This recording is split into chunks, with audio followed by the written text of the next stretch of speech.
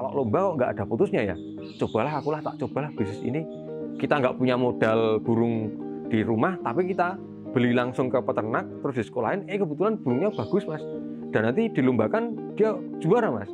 Wah itu langsung 60 juta mas. Kenapa saya ke merpati kolong? Karena pertama itu saya melihat sendiri ada transaksi yang real, itu merpati tembus harga 2M mas.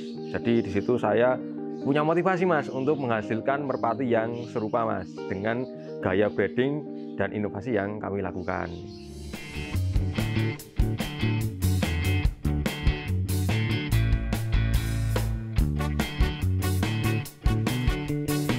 Ya, perkenalkan nama saya Ahmad Mustafa. Saya tinggalnya di Dusun Kalongan, Telogadi, Melati, Sleman, RT 6 RW 12. Ini nama farmnya adalah SKN LBF Farm. Kalau di sini fokus peternakan burung merpati, tapi merpati itu kan ada jenis macam-macam mas ya. Tapi kita fokus di merpati kolong untuk lomba. Jadi dulu awalnya dari hobi mas, saya itu hobi dari kecil mas, burung merpati itu. Tapi kalau dari kecil itu kan merpati tinggian mas ya adanya mas ya. Jadi untuk seiring berjalannya waktu, saya lihat-lihat di berbagai macam perkembangan merpati itu ada banyak jenis burung merpati yang dilombakan. Nah yang paling komersil untuk saat ini, sementara ini adalah merpati kolong. Kalau merpati sendiri kan dulu ini merpati kolong tuh masih minoritas mas. Tapi seiring berjalannya waktu, senasional tuh mungkin bisa dikatakan ini terbesar mas merpati kolong untuk saat ini mas. Kalau untuk merpati itu dari jenis permainannya yang unik mas, karena banyak halang rintangnya mas. Jadi untuk merpati itu kan jenis lombanya ada macam-macam mas. Cuman kalau yang untuk merpati kolong ini jenis halang rintangnya yang sangat, ya menurut saya butuh kecerdasan yang luar biasa. Karena burung diterbangin, nanti harus masuk kolong, dan gimana caranya burung masuk ke landasan itu paling cepat mas. Nah itu yang membuat merpati itu seninya luar biasa. Oh gini, jadi pertamanya itu kita mencoba mas, dulu kan iseng-iseng mencoba kita buat channel YouTube mas ya.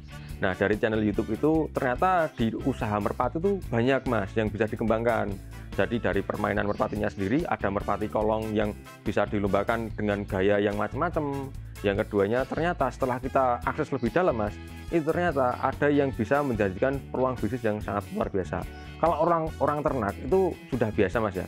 Cuman kita juga punya motivasi untuk menghasilkan farm yang dia pertama itu memunculkan hasil-hasil ternak yang dia kebanyakan karakternya sama, cara bermainnya dia enak dimainkan, dan dia nanti insya Allah bisa menjadi juara mas.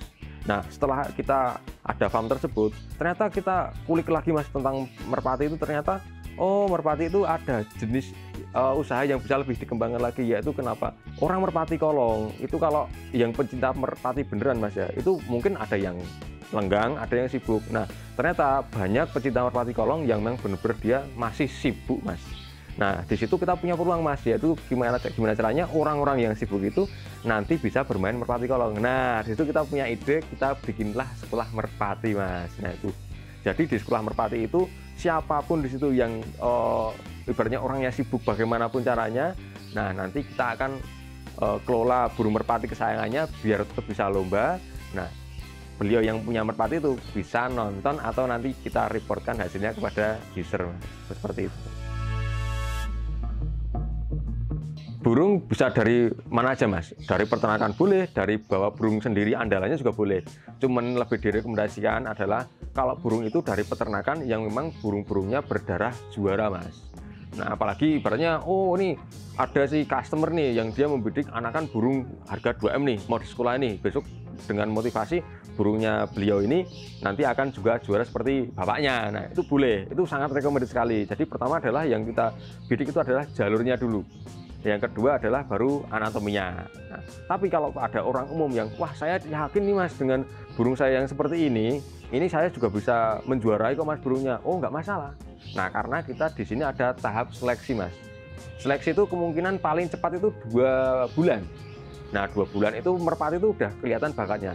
Sebenarnya gini mas, merpati itu dari awal dia dibawa ke kandang, lihat burung itu giring ya mas ya.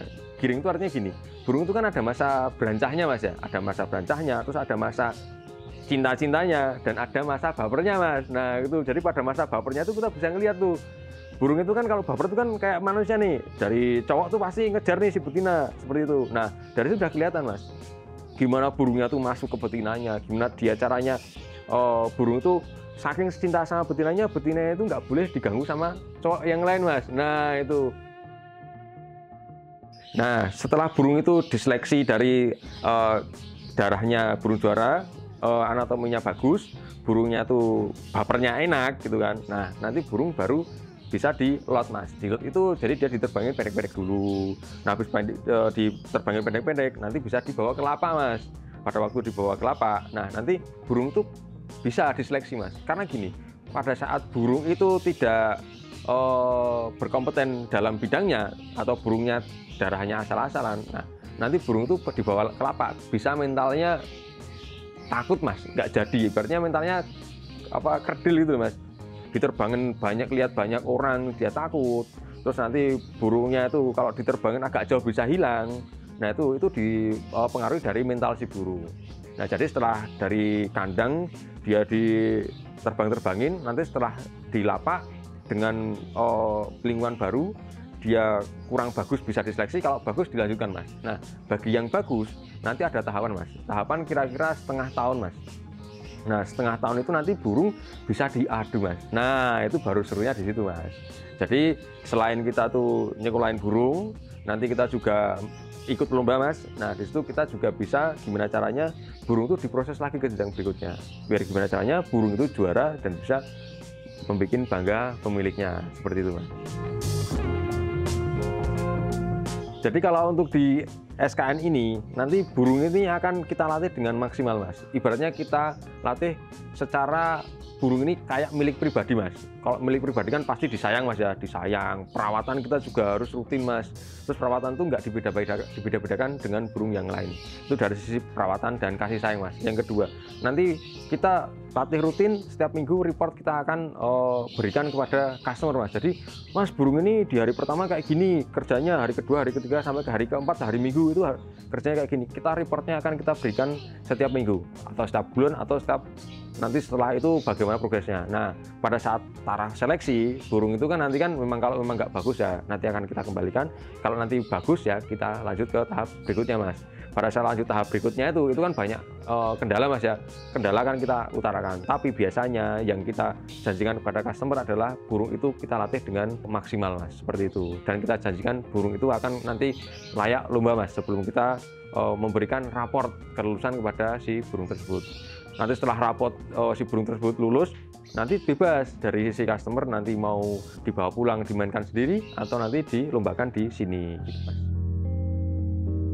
Oh gini, nah bagi teman-teman semua yang ibaratnya mungkin baru mau seneng di dunia burung, nilai komersilnya sangat tinggi mas.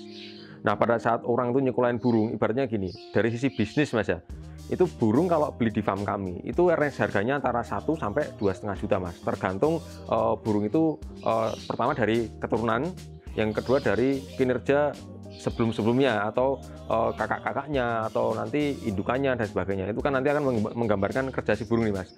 Nah itu dengan range harga 1 sampai 2 juta jika kita latih atau disekolahkan minimal itu 6 bulan mas. Itu 6 bulan kan kita tarifnya tuh antara 200 sampai 250 ribu mas per bulan gitu mas ya.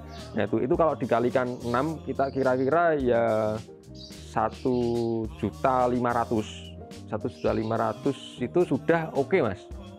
1.500.000 itu udah untuk pelatihan mas, ditambah dengan biaya beli bahan itu 1 juta.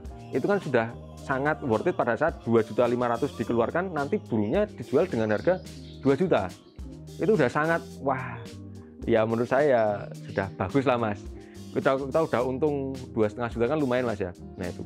Tapi kalau memang contohnya mas, ini ada burung yang sangat bagus sekali mas. Itu ada studi kasusnya mas ya. Ini burung beli cuman 2 juta mas. 2 juta dari peternak ya mas ya. Terus nanti disekolahkan kira-kira cuma 5 bulan mas. 5 bulan kan cuma butuh biaya 1 juta mas. 1 juta itu kalau paling murah mas ya 1 juta. Nah nanti burung ini sudah bisa ditawar 10 juta mas. Ibaratnya orang yang mau bisnis di sini itu sangat terbuka lebar mas. Nah, gitu. Apalagi beli dari peternak yang kredibel dan burungnya itu sudah terbukti banyak yang jadi Mas, bisa dilombakan. Wah, itu sangat luar biasa Mas. Nanti untungnya sudah berkali lipat. Jadi pada saat orang tuh mau memulai, wah aku pengen apa ya, samben lah, saya pengen sambilan lah. Kok kayaknya burung merpati kolong itu kok kalau lomba kok nggak ada putusnya ya. Cobalah akulah, tak cobalah bisnis ini. Kita nggak punya modal burung di rumah, tapi kita beli langsung ke peternak, terus di sekolahin, kebetulan burungnya bagus Mas. Dan nanti dilombakan dia juara Mas. Wah, itu langsung 60 juta Mas. 60 juta langsung itu Mas. Padahal cuma modal 5 juta Mas, beratnya 5 juta kurang loh itu. 5 juta kurang sudah bisa dapat segitu kan, itu luar biasa Mas. Nah, itulah yang mungkin menjadi impian customer-customer kami menyekolahkan burungnya di farm kami. Seperti itu Mas. Itu kalau menurut saya, monggo barangkali mau terjun di dunia merpati, itu bisa dicoba Mas. Jadi kenapa kok saya merekomendasikan kepada teman-teman di luar sana mungkin yang masih ragu-ragu untuk menyekolahkan burung Mas ya. Jadi gini Mas, di sekolah burung itu sebenarnya burung merpati itu harus mempunyai tingkat konsistensi yang tinggi Mas dalam melatih Mas. Atau dengan merawatnya itu sangat susah untuk konsisten Mas. Contohnya gini, pada saat burung merpati itu kita rawat sendiri, terkadang kita ada kendala Mas, ada pekerjaan. Nah, sedangkan burung itu biasanya dijemur tiap pagi Mas. Dia kebetulan ada keperluan keluarga, belonjo dan sebagainya. Itu kalau di mainan burung merpati itu nggak bisa ditinggal Mas. Kalau ditinggal dan dia ada rubah yang namanya perawatan, itu nanti bakal efeknya jangka panjang Mas. Jadi kita butuh konsistensi yang tinggi. Nah, sedangkan di sekolah merpati itu kita lakukan secara berjamaah Mas. Jadi rata Mas. Pada saat rata itu mungkin ada 20 burung, 30 burung dilakukan dengan cara yang sama. Nanti akan konsistensi selama berbulan-bulan Mas, seperti itu. Jadi burung itu udah tahu habitnya Mas. Nah, pada saat pagi dijemur, pada saat makan juga konsisten, pada saat dijamu juga konsisten, saat dilatih pun waktunya juga konsisten Mas. Akan salah latih pada saat burung itu biasanya dilatih pagi, kebetulan dilatih sore. Nah itu, jadi kenapa harus di sekolah merpati? Itu tingkat konsistensi di burung itu sangat dibutuhkan Mas. Nah gitu, dari cara perawatannya itu udah harus konsisten Mas. Itu sebenarnya kunci pokoknya di dalam sekolah burung Mas. Nah, pada saat di luar sana masih ada yang kurang konsisten walaupun burungnya juga jadi, tapi saya rasa nanti kalau burung ditandingkan itu nanti akan repot Mas. Harus ke lapangan satu harian gitu Mas ya.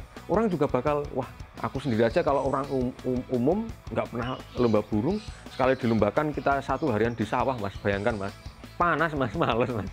Jadi mending di sekolahin aja. Orang-orang itu pasti udah jelas nanti sudah menghemat waktu, tenaga, pikiran, dan sebagainya Mas. Makanya sekolah burung itu saya tetap recommended untuk para pecinta merpati. Selain dinilai dari sisi bisnis, dari sisi value nanti keuntungan, dan ketiga sisi waktu dan tenaga serta biaya lebih hemat. Seperti itu.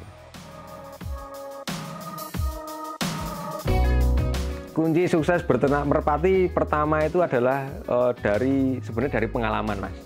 Nah, jadi kalau orang awam yang belum pernah tahu merpati, kunci suksesnya cuma satu Mas, beli burung viral. Burung yang banyak di konten kreator, dibeli Mas. Inden nggak masalah. Wah ini ada burung, kalau kemarin habis dapat mobil nih. Berapa Mas anakannya? 40 juta, saya beli satu Mas. Nanti ada season berikutnya, itu yang juara apa burungnya? Oh namanya B. Berapa anakannya? 50 juta, saya beli. Ketemukan Mas, darah juara A ketemu darah juara B, diternak. Saya yakin pasti laku Mas. Saya yakin pasti laku. Itu bagi yang orang bisnis saja. Tapi kalau untuk bagi penghobi yang sejati Mas, itu kunci suksesnya adalah kita harus punya pengalaman dulu Mas. Kita harus punya pengalaman meraba, kita harus punya pengalaman bermain, dan kita harus luas jaringannya. Gimana caranya kita menemukan titik-titik burung yang dia bagus secara performanya, dan kita pilih dan pilah dengan metode breeding yang sudah kita kuasai. Seperti itu Mas. Bersama Bermetamorfosa.